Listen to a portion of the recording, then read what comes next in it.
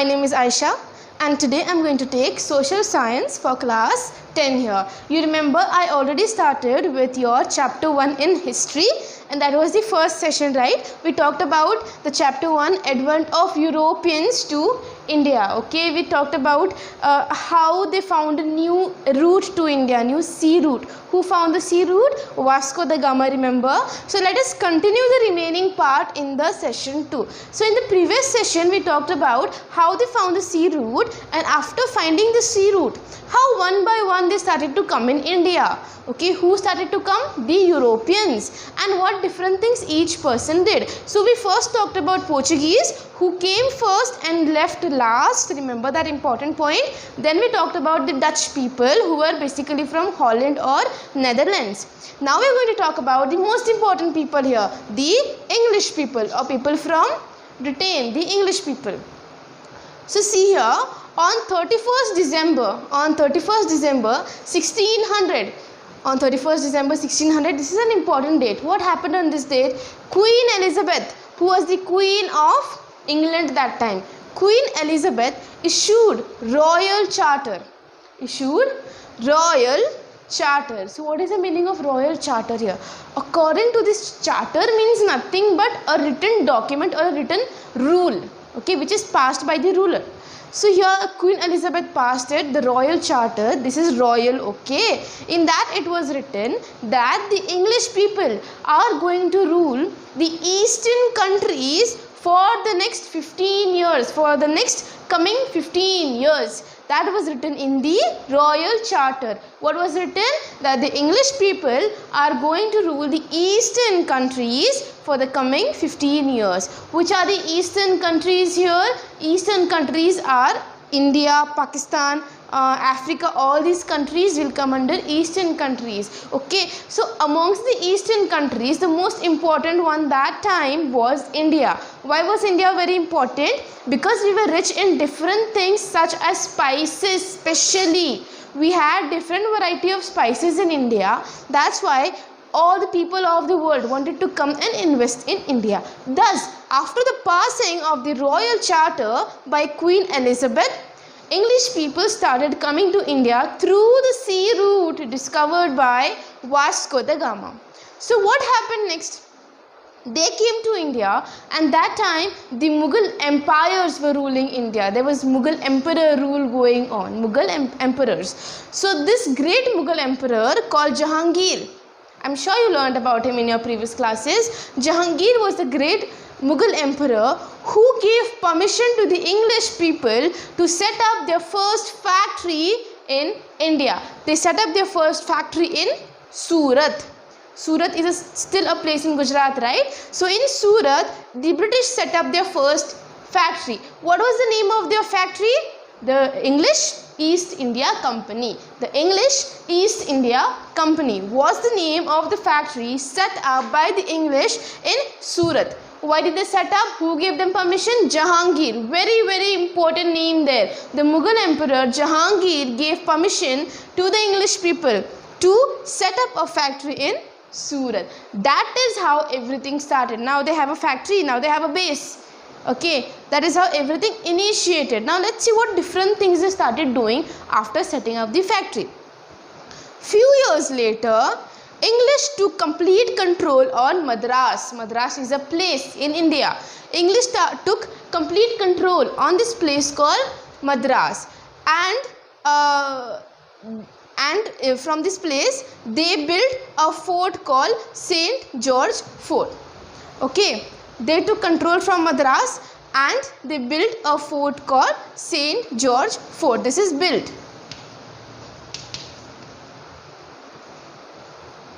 And built St. George Fort in Madras. This fort is very important. This is still there in Madras. Okay, it was built by whom?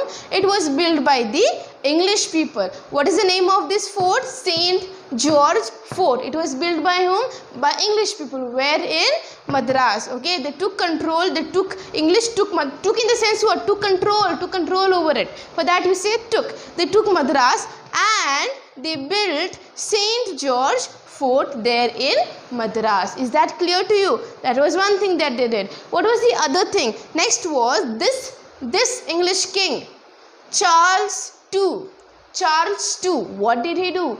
He gave Bombay on rent. Now see, they have become so powerful. They are giving Indian states on rent to English East India Company. Charles II became so powerful that later on he gave Bombay on rent. Like the East India Company could use Bombay however they want for trading center, and there was rent. How much rent the East India Company had to pay to Charles? They had to pay 10 pounds per year. 10 pounds every year. Now it might sound like a very small amount, but that time it was definitely a huge amount. That huge amount was paid by English East India Company to Charles II, and that was the rent amount to use Bombay. What do we call Bombay now? We call it Mumbai, right? So Bombay, that time it was called. It was given on rent to English East India Company by Charles II on the rent or at the rent of 10 pounds per year. Is this clear to you? See how they're getting control. See how they're taking control on Indian states. So what was the other things that happened? By the 17th century, this is by the 17th century, as soon as the 17th century started. 17th century is nothing but 1600 and something. Okay. So in the 17th century, they made, who are they here? They are English people, English East India Company. They made Bombay, Madras, Calcutta as centers of their, that time it was called Calcutta though, Calcutta as centers of their presidencies, centers, from there they are ruling. These are presidencies, okay. From there they are doing control on all the parts of the country. So which were the centers of their presidencies here? Bombay, Madras and Calcutta. Bombay, Madras, Calcutta were the centers of their presidencies of whom? Of the English East India Company. Next, by the 17th century this happened. By the 18th century, Calcutta was their capital city.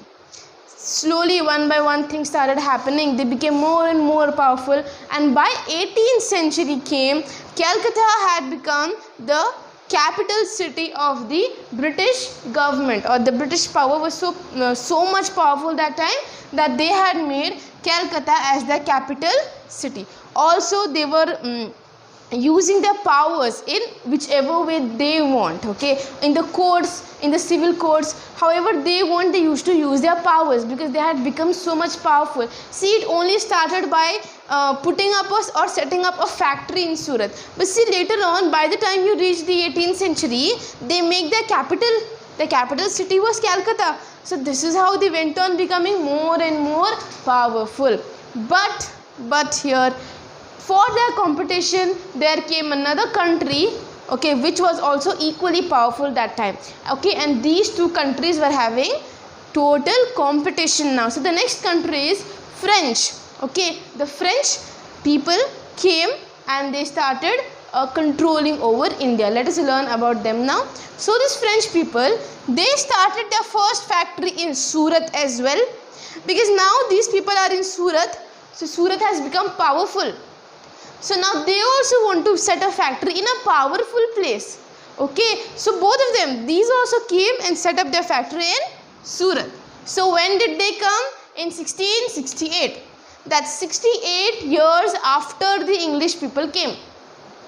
English people came in 1600, right? In 1668, the French people came to India and set up their first factory in, okay, their company was called French East India Company, okay. French East India Company. They set up their first factory in Surat in the year 1668. Is that clear to you? Next year, in the year 1674, just few years later, Valikandapuram, this name is very important, Valikandapuram became their trading center. Whose trading center? The French, their trading center it became. Which place is that? Valikandapuram. Today, Valikandapuram is known as Pondicherry. Okay, it's known as Pondicherry.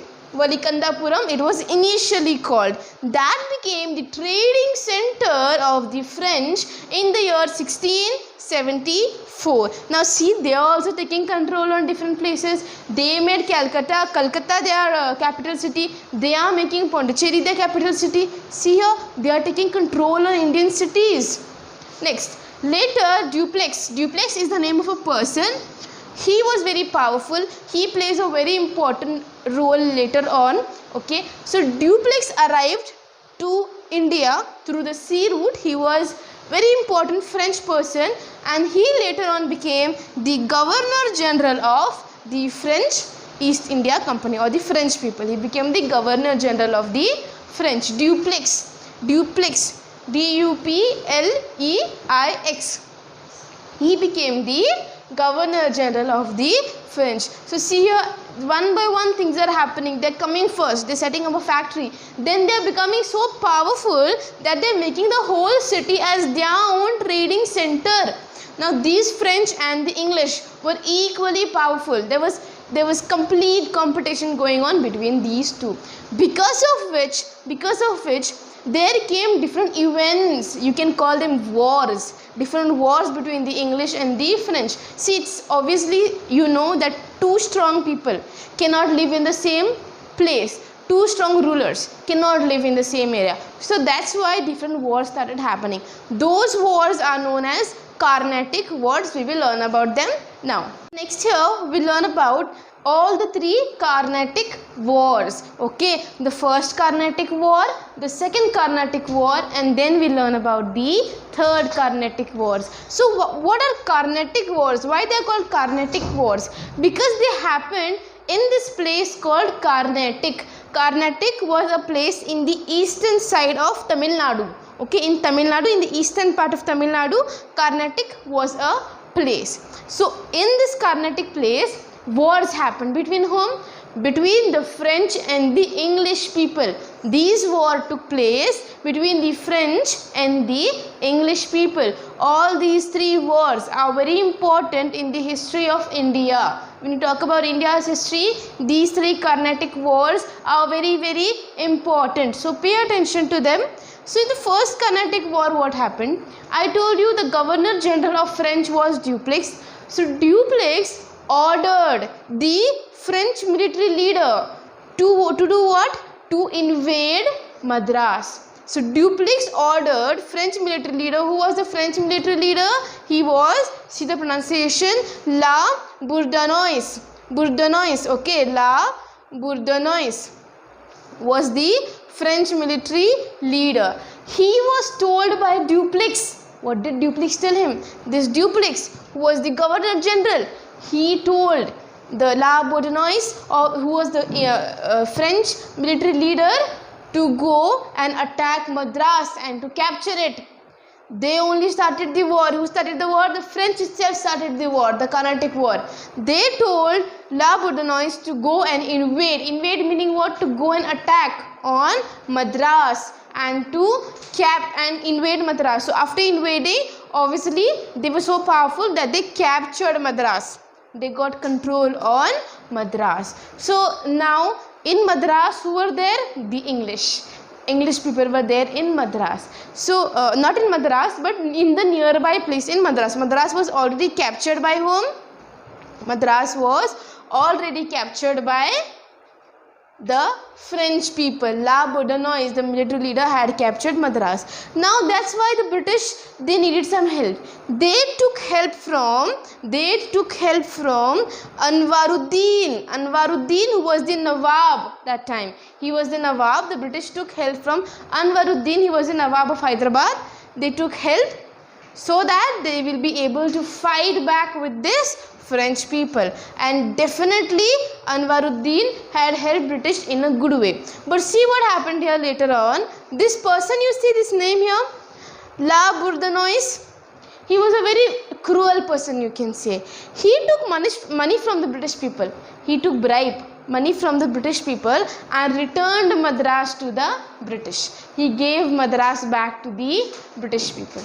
Okay, initially the British were there in Madras and nearby areas, and this La Bourdonnais had captured Madras. So when British took help of Anwaruddin gave them the idea, give them money and ask it back. So this person, La Bourdonnais, he was so much in need of money, or he was so cruel, he wanted money. So he took money from the British people. He did not care about the French dupleix. He had got order from the French dupleix, right? He did not care about him. He just took money from the British people, and what he did, he gave Madras back and he went away to his own place. He gave Madras back and he went away. Okay, so he took money from the English people and returned Madras to the English people. After this incident, the dupleix, the French governor general, got very angry. The dupleix got very angry and he called war against Madras. He said, no, I am going to fight the war alone by myself and I am going to take control or capture Madras. He fought a war against the Britisher, but he was not successful. So you see the war that was going on during this time, 1746 to 1748, in 2 years span of time. In 2 years span of time, wars took place, especially in the areas of Madras. Between whom? Between the English and the French people. These wars here, which happened in these 2 years, are called the First Carnatic War. These are called the First Carnatic War. Okay, what happened in the end? Okay, I'll just do a quick revision here for First Carnatic War. See, we'll go one by one. The French Governor General Dupleix had given order to La Bourdonnais. Who was he? He was French military leader, La Bourdonnais. Dupleix gave him order to go and invade Madras. Okay, he was very powerful. He went and he invaded Madras and he took control over it, or he captured it. That time British were there in Madras and in nearby areas. So British felt helpless. So what they did, they took help from Anwaruddin. Anwaruddin was the Nawab that time. They took help from him, and thus they got an idea. Okay, what they did is they gave money to this La Bourdonnais, a lot of money, and in return of the money, this selfish person returned Madras to English people again, and he fled. He went away to his country. So because of this incident, the Dupleix got very angry and again he called war against Madras. But was he successful? No, he did not win Madras again. So he failed. So you see, who is winning and who is failing the First Carnatic War? The French definitely fails the First Carnatic War, whereas the English wins the First Carnatic War. Okay, so the score is 1-0. Let's see next. Next is Second Carnatic War, which happened in the year 1749 to 1754. Just 1 year after the First Carnatic War was the Second Carnatic War. Okay, it happened in 1749 to 1754. About 5 years. In these 5 years, whatever wars took place, they all together are called the Carnatic Wars. So see here, one by one we'll go. Salabat Jung was made Nizam of Hyderabad by French. So French made control over Hyderabad now. French had control over Hyderabad. What they did for Hyderabad, they made one Nizam. Nizam means a leader. Okay, that Nizam was Salabat Jung. Salabat Jung was the Nizam for Hyderabad, who was made by the French army. Later on, also the Carnatic was a place which was controlled by French people. So in Carnatic also, Carnatic was in Tamil Nadu, I told you, eastern part of Tamil Nadu. Carnatic, they made a Nawab. Who was a Nawab? The Nawab of Carnatic was Chanda Sahib. Chanda Sahib was the Nawab of Carnatic now. Who made him the Nawab of Carnatic? The French people. The French people made Chanda Sahib the Nawab of Carnatic. So now what's happening here? French people are there. They are controlling Carnatic. Why will British people want to see that? Obviously they want Carnatic now. Carnatic was a better place, you can say, for trade activities. So now British are wanting Carnatic. So what they will do? They will do war against Carnatic. Okay, because they want Carnatic, they will do war on whoever is ruling Carnatic. Who was ruling Carnatic? The French people. Now there is a war going on between the British and the French. Who fought the war? Robert Clive. Robert Clive of the English army fought a war or attacked Arcole. Arcole was a place in Tamil Nadu. It was the capital of, you can say, capital center of Tamil Nadu. Robert Clive attacked Arcole, okay, and thus why did he do that? Because he wanted to take control on Carnatic. He could not see that French were making the Nawab in Carnatic. He wanted to take his control over Carnatic, and definitely he was successful in whatever he did. Robert Clive attacked Arcole, which is the capital of Tamil Nadu, and he won or captured Arcole. Later on, what he did? He captured it, no? He captured Carnatic now. He can do whatever he wants over there. So, who he made the leader? The leader of Carnatic, Arcole is the capital of Carnatic, only remember that. The leader of Carnatic was now Muhammad Ali. Muhammad Ali was the leader of Carnatic. I'll tell you an important point here. This Muhammad Ali, why did British choose him to become the leader of Carnatic or the Nawab of Carnatic? Because Muhammad Ali is no one else but the son of Anwaruddin. He is the son of Anwaruddin. Anwaruddin had helped the British, right, in first Carnatic war. So they kind of returned it in the second Carnatic war. When they got control over Carnatic, they made Muhammad Ali, the son of Anwaruddin, as the Nawab of Carnatic. Understood this? The English people made Muhammad Ali, who was the son of Anwaruddin. What they made him? They made him the Nawab of Carnatic.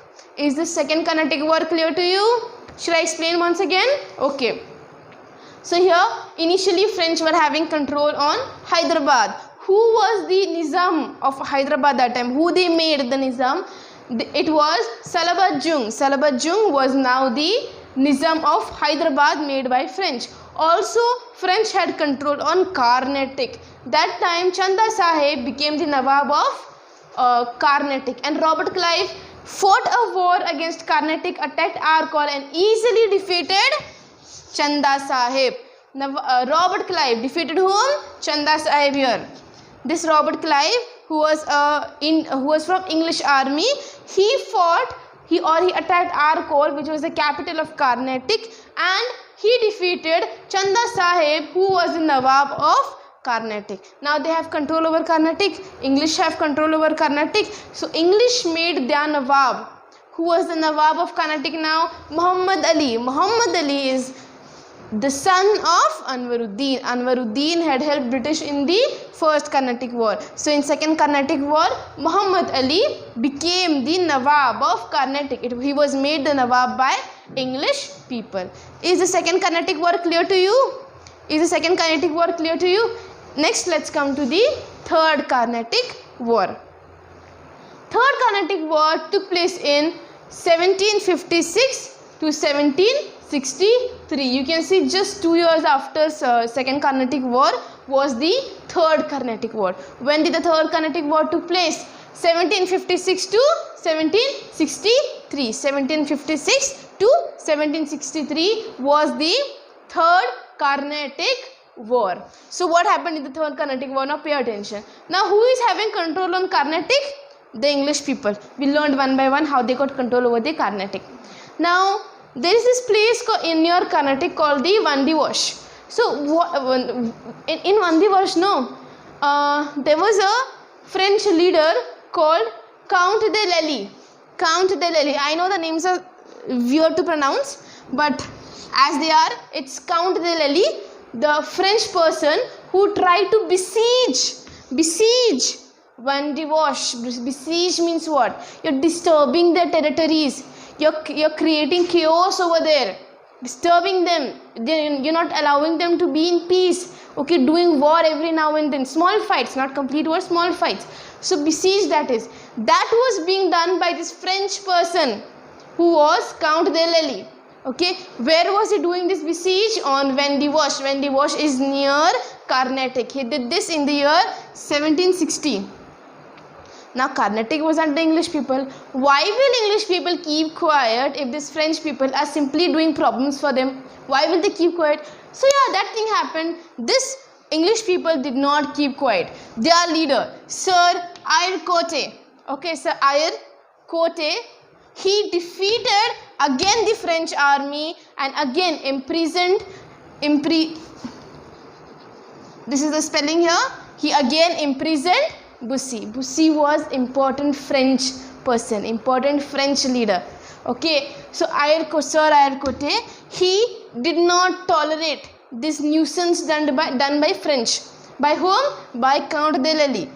He did not tolerate this English person. He called a war against them, okay, against the French, and again he defeated the French. You see, Second Carnatic War also, the English, Robert Clive, the English person, easily defeating whom?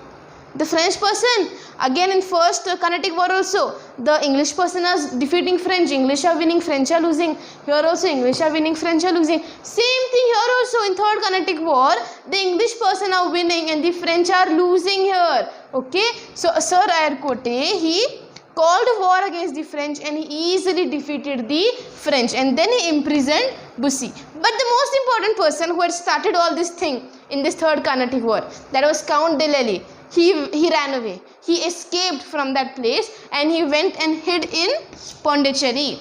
He went and hid meaning hide, past of hide is hid in Pondicherry. Who? Count de Lally, who was the person who actually started all this misbehavior there in this Vendewash region.